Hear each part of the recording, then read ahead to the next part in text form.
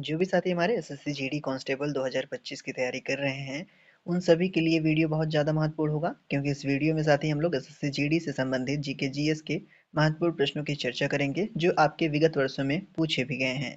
आते हैं डायरेक्टली प्रश्नों को देखते हैं। सबसे पहला प्रश्न आप सभी के समक्ष है, कह रखा है साथी चिया पास पठार किस देश में मिलेगा। अगर बात करें साथी चिया पास पठार की तो आप सभी को पता होगा ये जो पठार है ये मैक्सिको में स्थित है, तो ऑप्शन नंबर बी में ए में मैक्सिको दिया गया है, तो option number A correct answer हो जाएगा। अगला प्रश्न देखते हैं, यानी प्रश्न नंबर 2 बेहद इंपॉर्टेंट है साथी, आप सभी से कह रखा है जो डेनमार्क की संसद है उसका क्या नाम है। अगर बात करें साथी डेनमार्क की संसद का तो इसका नाम फोकेटिंग है, तो ऑप्शन नंबर सी में फोकेटिंग दिया गया है, तो option number C correct answer हो जाएगा। अगला प्रश्न देखते हैं, बेहद इंपॉर्टेंट है, आप सभी से पूछ रखा है साथी कामाख्या मंदिर किस राज्य में स्थित है। अगर बात करें कामाख्या मंदिर की तो ये साथी असम राज्य में स्थित है, तो ऑप्शन नंबर सी में असम दिया गया है, तो option number C correct answer भी इसका हो जाएगा। अगला प्रश्न देखते हैं, आप सभी से पूछ रखा है साथी जो वृद्धेश्वर मंदिर है भारत के कौन से राज्य में स्थित है। अगर बात करें वृद्धेश्वर मंदिर की, ये भारत के तमिलनाडु राज्य में स्थित है साथी, तो ऑप्शन नंबर सी में तमिलनाडु दिया गया है, तो option number C correct answer इसका हो जाएगा। अगला प्रश्न आप सभी से पूछ रखा है साथी संयुक्त राष्ट्र के प्रथम महासचिव कौन थे। अगर बात करें संयुक्त राष्ट्र के साथी पहले महासचिव की तो आप सभी को पता होगा साथी ट्रिग्वेलाई साहब जो थे वो संयुक्त राष्ट्र के पहले महासचिव थे, तो ऑप्शन नंबर बी में ट्रिग्वेलाई साहब का नाम दिया गया है, तो option number B correct answer साथी हो जाएगा। अगला प्रश्न ये भी बेहद इंपॉर्टेंट है, आप सभी से पूछ रखा है साथी जो बारडो छम है किसका लोक नृत्य है, दैट मीन किस राज्य का लोक नृत्य साथी बारडो छम है। तो बात करें इसका करेक्ट आंसर की तो आप सभी को पता होगा साथी अरुणाचल प्रदेश का जो लोक नृत्य है वो बारडो छम है, तो ऑप्शन नंबर सी में अरुणाचल प्रदेश दिया गया है, तो option number C correct answer भी इसका हो जाएगा।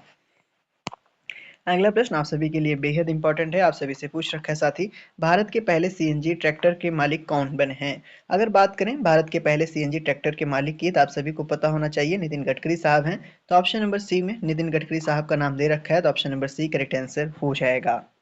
अगले प्रश्न की ओर बढ़ते हैं, यानी प्रश्न नंबर साथी आपका 8, ये आप सभी से पूछ रखा है द वाइट टाइगर उपन्यास किसने लिखा है। अगर बात करें साथी द वाइट टाइगर उपन्यास की, ये जो उपन्यास है ये किसके द्वारा लिखा गया है, तो ये साथी अरविंद अडिगा जी के द्वारा लिखा गया है, तो ऑप्शन नंबर सी में इनका नाम दिया गया है, तो option number C correct answer हो जाएगा। अगला प्रश्न बेहद इंपॉर्टेंट है, ये आप सभी से पूछ रखा है साथी जो प्रसिद्ध पुस्तक जिसका नाम क्या है इग्नाइटेड माइंड्स, क्या नाम है साथी इग्नाइटेड माइंड्स, तो ये पुस्तक किसके द्वारा लिखी गई है। अगर बात करें इग्नाइटेड माइंड्स के साथी ये पुस्तक सर एपीजे अब्दुल कलाम जी द्वारा लिखित है, तो ऑप्शन नंबर बी में इनका नाम दिया गया है, तो ऑप्शन नंबर बी साथी करेक्ट आंसर भी इसका हो जाएगा। अगला प्रश्न बेहद इंपॉर्टेंट है, आप सभी से कह रखा है भारत में पहले परमाणु बम प्रयोग परीक्षण किस वर्ष में किया गया था। अगर बात करें साथी भारत का पहला परमाणु बम प्रयोग परीक्षण की ये कौन से वर्ष में किया गया था, तो 1974 में किया गया था साथी, जो कि आपको ऑप्शन नंबर सी में दिया गया है, तो ऑप्शन नंबर सी इसका करेक्ट आंसर हो जाएगा। अगला प्रश्न यानी प्रश्न नंबर 2 साथी ये आप सभी से पूछ रखा है निम्नलिखित में से कौन एशिया का पहला परमाणु रिएक्टर था। अगर बात करें साथी एशिया के पहले परमाणु रिएक्टर की तो अप्सरा था साथी, जो कि आपका ऑप्शन नंबर बी में दिया गया है, तो option number B correct answer इसका हो जाएगा। अगला प्रश्न देखते हैं साथी, यानी प्रश्न नंबर आपका 12, ये आप सभी से पूछ रखा है साथी आधुनिक विज्ञान के जनक के रूप में किसे जाना जाता है। अगर बात करें साथी आधुनिक विज्ञान के जनक तो गैलीलियो गैलीली साहब को जाना जाता है इस नाम से साथी, तो ऑप्शन नंबर ए में दे रखा है, तो ऑप्शन नंबर ए इसका करेक्ट आंसर हो जाएगा। अगले प्रश्न की चर्चा करते हैं साथी, ये आप सभी से पूछ रखा है रेशम किससे प्राप्त होता है। जो रेशम होता है साथी वो किससे प्राप्त होता है, तो ऑप्शंस में मुस्का डोमेस्टिका का नाम दे रखा है, बॉम्बेक्स मोरी का, तितली का और साथी क्ल्यूलेक्स का नाम दिया गया है। तो आप सभी जानते होंगे जो रेशम है साथी वो बॉम्बेक्स मोरी से प्राप्त होता है, तो ऑप्शन नंबर बी में बॉम्बेक्स मोरी का नाम दे रखा है, तो option number B correct answer हो जाएगा। अगला प्रश्न आप सभी से पूछ रखा है साथी विश्व पर्यावरण दिवस कब मनाया जाता है। अगर बात करें साथी विश्व पर्यावरण दिवस कब मनाया जाता है तो ये प्रत्येक वर्ष साथी 5 जून को सेलिब्रेट किया जाता है, तो ऑप्शन नंबर सी में 5 जून दिया गया है, तो option number C correct answer हो जाएगा। अगला प्रश्न आप सभी के सामने साथी आप सभी से पूछ रखा है वैश्विक जलवायु परिवर्तन संधि किसकी पहल है। अगर बात करें वैश्विक जलवायु परिवर्तन संधि की साथी तो ये यूरोपीय संघ की एक पहल है, तो ऑप्शन नंबर ए में यूरोपीय संघ दिया गया है, तो option number A correct answer हो जाएगा। अगला प्रश्न देखते हैं साथी, ये आप सभी से पूछ रखा है निम्नलिखित में से कौन माइक्रोसॉफ्ट वर्ड फाइलों का विस्तार है।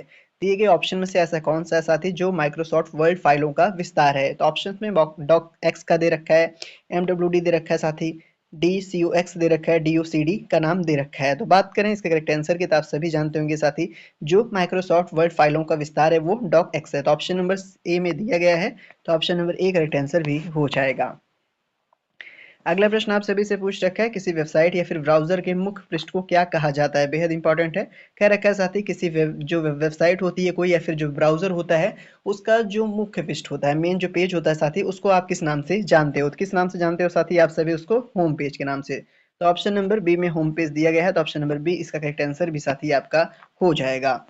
अगला प्रश्न देखते हैं, आप सभी से पूछ रखा है साथी, जावा स्क्रिप्ट का आधिकारिक नाम क्या है? अगर बात करें जावा स्क्रिप्ट के आधिकारिक नाम की, तो आप सभी को पता होगा साथी, जावा स्क्रिप्ट का आधिकारिक नाम ECMA स्क्रिप्ट होता है, जो कि आपका ऑप्शन नंबर ए में दिया गया है। तो option number A correct answer इसका हो जाएगा।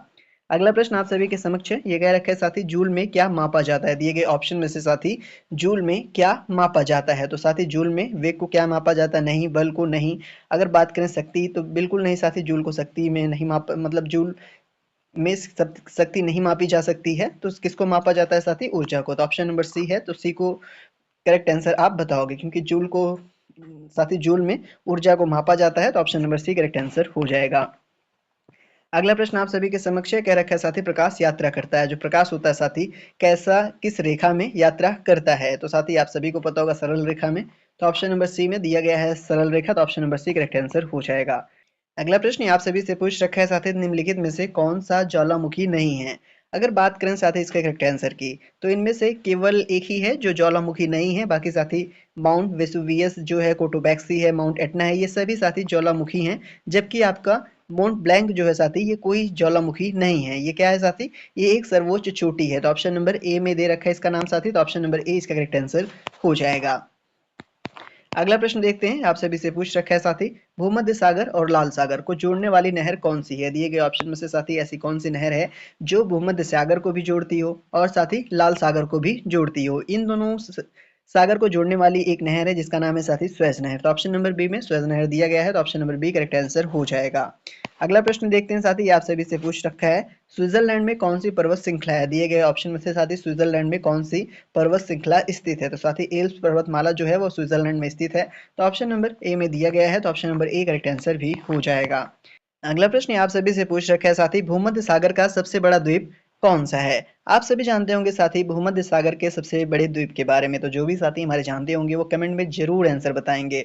आंसर बताने से क्या होता है साथी, कि आप किस लेवल की तैयारी कर रहे हो वो सबको पता चल सकता है। उससे आपके जो साथी हैं उनको भी पता चल सकता है साथी, इसका आंसर हम भी दे सकते हैं। तो आप जरूर कमेंट बॉक्स में बताया करिए कि जिसका भी ये आंसर साथी आप सभी को पता हो, उसका आंसर कमेंट बॉक्स में जरूर दीजिएगा।